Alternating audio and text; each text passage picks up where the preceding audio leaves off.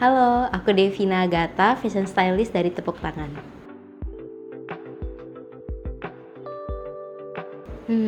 Yang menginspirasi ya. Sebenarnya banyak sih, tapi memang nggak ada spesifik satu orang atau kayak beberapa orang. Misal kayak seleb gitu. Tapi yang pasti dilihat dari sosial media sih. Misal kita lihat ada tren apa saat ini, orang lagi banyak pakai apa dan memang cocok dengan stylenya kita ikutin. Gitu aja sih.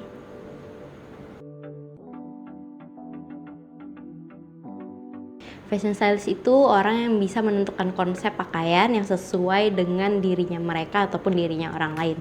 Jadi fungsinya itu sebenarnya lebih ke penata gaya sih. Maksudnya kalau kita bahasa Indonesia kan penata gaya, tapi lebih ke bagaimana taste-nya mereka itu bisa sesuai dengan orangnya gitu.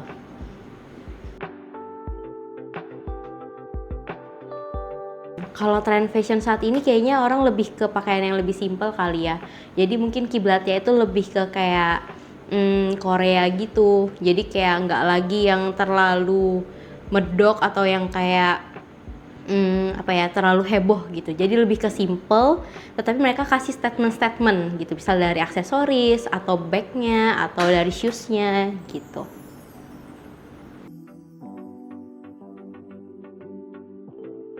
Perubahannya lumayan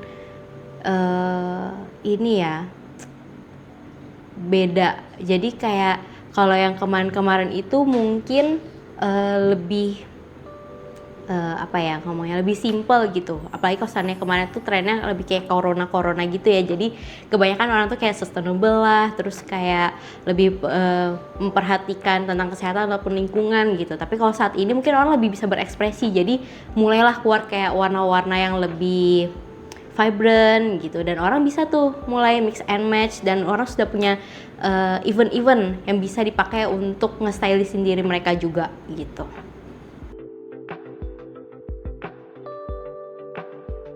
Kesalahan ya.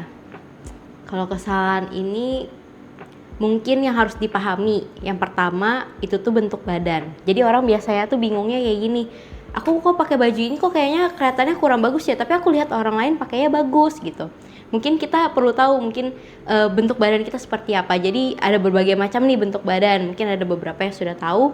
Mungkin ada yang kayak hourglass, ada yang triangle, ada yang apple pear kayak gitu. Jadi ada yang square juga gitu. Jadi ada berbagai macam bentuk badan, dan itu kalau kita tahu bentuk badan kita seperti apa, kita juga pasti mengerti bagaimana cara untuk nge-stylistin diri kita gitu. Jadi contohnya nih, kalau aku pribadi, aku nih badannya square. Jadi aku harus tahu, oh berarti aku harus kasih statement di bagian atas dan di bawah. Misal aku pakai roknya yang A-line kayak gini, jadi kan kayak lebih ngebentuk di bagian bawah gitu. Jadi ada siluetnya gitu. Kalau seandainya aku pakai yang span, jadinya kan kayak semuanya rata gitu. Jadi memang yang terutama harus tahu bentuk badan.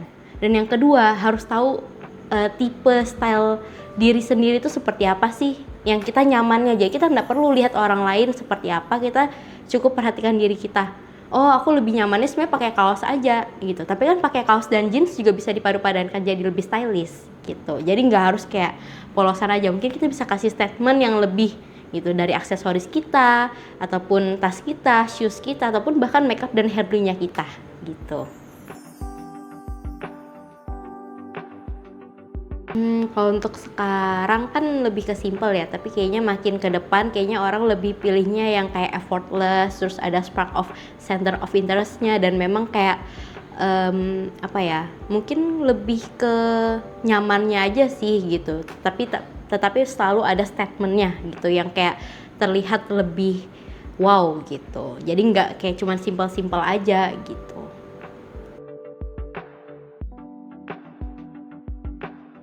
Sosial media tuh sangat pengaruh banget ya untuk sekarang. Jadi kayak apapun semua bisa akses lewat sosial media. Bahkan kita mencari research apapun juga lewat sosial media. Bahkan konten-konten orang juga bisa menginspirasi kita. Jadi sosial media tuh penting banget sih gitu. Dan apalagi kayak semuanya orang sudah bisa akses kan lewat mana aja gitu.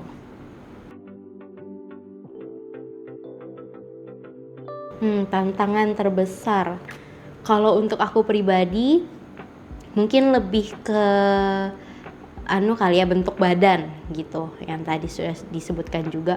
Kayak bentuk badan orang, tiap orang itu beda-beda. Jadi kita harus mengerti bagaimana bentuk badan kita dan bagaimana cara kita memadu badankan mix and match baju ataupun celana ataupun wardrobe kita yang lain, dan juga warna. Nah, salah satunya ini warna nih, yang paling orang bingungkan. Kadang tuh ada kayak, aku nggak tahu baju ini warna ini cocok gak ya di aku, atau kayak kita ngerasa kita suka warna itu tetapi warna itu nggak cocok di kita. Jadi kita bisa nyoba sebenarnya, maksudnya kita bisa memilih atau mencoba dulu warna apa yang cocok di kita, dan kita jadi tahu nih apa yang cocok di kita dan tidak cocok di kita gitu. Jadi yang tadi pertama itu lebih ke bentuk badan, dan yang kedua warna, dan yang ketiga stylenya kita tuh apa. Jadi nggak perlu ikutin orang lain, tetapi lebih ke nyamannya kita aja gitu. Karena menurut aku kalau orang confidence, jadi apapun yang dia pakai pasti terlihat bagus gitu. Nah ini nih, kalau tipsnya ya, sebenarnya yang utama itu yang penting percaya diri. Jadi apapun yang dipakai udah pasti bagus, karena kan kita tuh memancarkan auranya kita gitu. Dan yang kedua sebenarnya lebih ke mengerti aja sih bagaimana ngikutin tren saat ini ya kan. Bisa lihat juga nih yang lagi heboh apa. Kalau saat ini kan memang kebanyakan orang pakainya kaos-kaos, mungkin yang lagi ngetren kayak kalau cewek ya mungkin kayak Mardi, Maison gitu. Tapi cara mereka mix and match baju, memadu badankannya itu bagus gitu. Misal kayak dengan warna-warnanya ataupun dengan aksesorisnya gitu. Jadi kayak gak perlu bingung, sebenarnya sudah banyak banget referensi di mana aja. Mau di sosial media ada, di Google ada, di Pinterest ada. Bahkan kita bisa lihat teman-teman kita ataupun seleb-seleb yang ada gitu. Jadi gak perlu bingung sebenarnya. Bisa dicontoh, terus kita ikutin nih, aplikasikan apa yang cocok di diri kita. Gitu aja.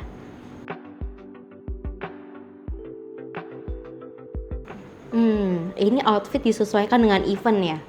Menurut aku kita harus tahu sih, misal nih kita mau pergi ke suatu acara, kita harus tahu acaranya ini untuk acara formal kah atau acara yang santai gitu. Jadi mungkin kalau saran dari aku ya, bisa dipadupadankan juga dengan bahan pakaian.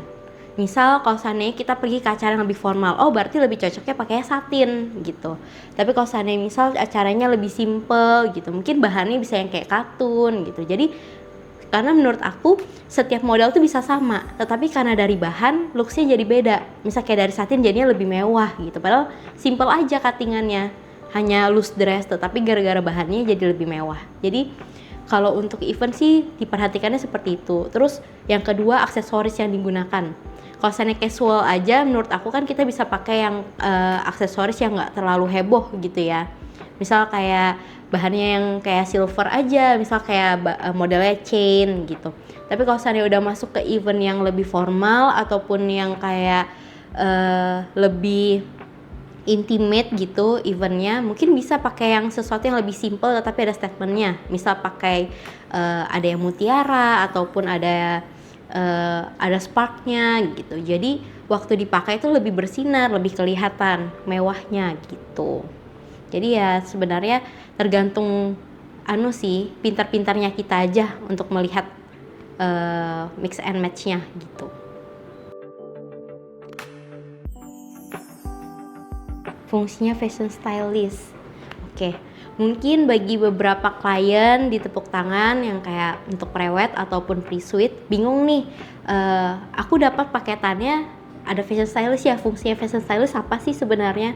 Jadi fungsinya fashion stylist itu akan membantu Anda untuk menentukan apa yang cocok di Anda, mulai dari pakaiannya, aksesorisnya, make up, hairdo, sampai overall semuanya gitu. Jadi kadang tuh bingung mungkin ya, kalau seandainya mau foto ataupun mau prewed ataupun pre-suit bingung, aku pakainya apa ya, cocoknya kayak gimana ya, aku pingin konsepnya seperti ini tapi aku bingung nih cocok atau enggak gitu. Nah itu bisa didiskusikan sama fashion stylist, jadi gak perlu bingung, gak perlu risau, jadi nanti akan dituntun juga untuk konsepnya gitu.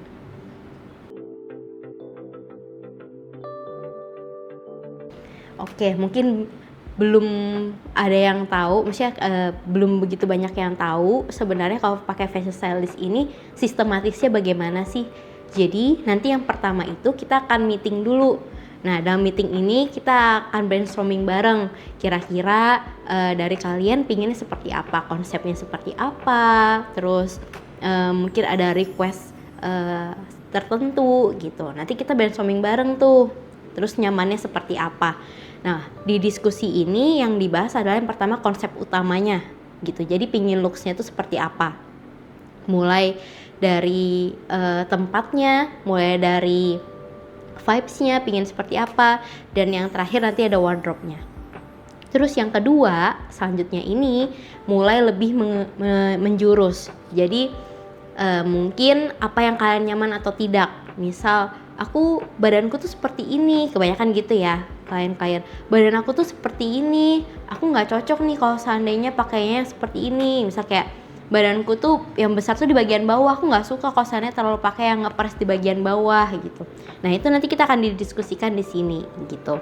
Nah setelah brainstorming bareng, masuk ke konsepnya mood board. Nah mood board di sini nanti akan fashion stylist buat, di mana isinya itu ada baju-baju apa aja yang dipakai, aksesoris apa aja yang dipakai, lalu ada make up dan hairdo. Nah untuk cowok pun juga akan disediakan mood boardnya, jadi apa aja pakaiannya, terus ada shoesnya ataupun ada aksesoris lainnya. Tuh. Nah di sini setelah mood board pertama kita akan diskusikan bareng. Kira-kira udah cocok gak nih sesuai dengan diskusi kita kemarin gitu. Jadi ini lebih menjurus untuk menyatukan persepsi kita. Setelah itu baru jika ada revisi kita akan perbaiki sampai mencapai kesepakatan sama-sama kira-kira konsep apa yang sesuai. Nah setelah dari itu mencari wardrobe. Nah ini yang agak PR sebenarnya. Biasanya klien itu akan mencari pakaian-pakaian yang sesuai dengan mereka ataupun sesuai dengan di wardrobe, di mood board. Jadi pakaian yang di mood board itu akan dicari di desainer ataupun tempat rent gitu. Nah karena konsep dari mood board ini juga itu original, jadinya kita juga harus mencari yang sesuai gitu. Kadang ada yang sesuai dengan di tempat rent ataupun kadang klien juga harus membuatnya gitu. Jadi nanti disesuaikan lagi. Setelah semuanya sudah oke, akan ada final mood board. Final mood board ini yang akan dipakai saat photoshoot. Jadi semua konsepnya itu ada di mood board. Mulai dari pakaiannya, terus vibes-nya, tempatnya, bahkan sampai aksesoris dan make up hairdo-nya gitu.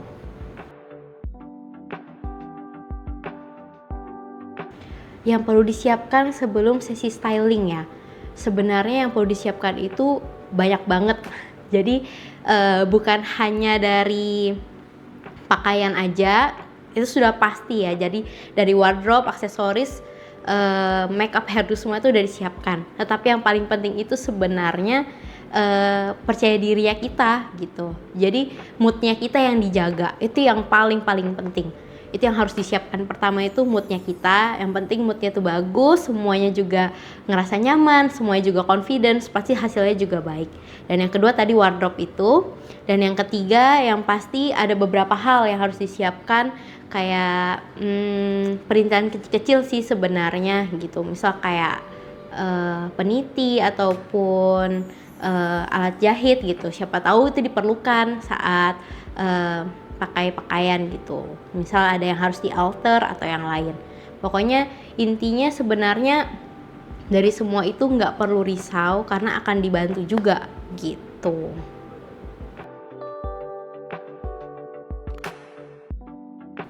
Kalau kesulitan banyak banget sih sebenarnya, pasti ada aja untuk mengatur konsepnya, mulai dari pakaian dan yang lainnya. Tetapi tenang aja, semuanya akan dibantu dari awal sampai akhir. Jadi akan aman terkendali semuanya. Jadi bagi kalian yang mungkin bingung nih mau foto nanti kayak gimana ya, gak perlu ragu karena semua akan dibantu persiapannya dari mulai konsepnya sampai photoshootnya.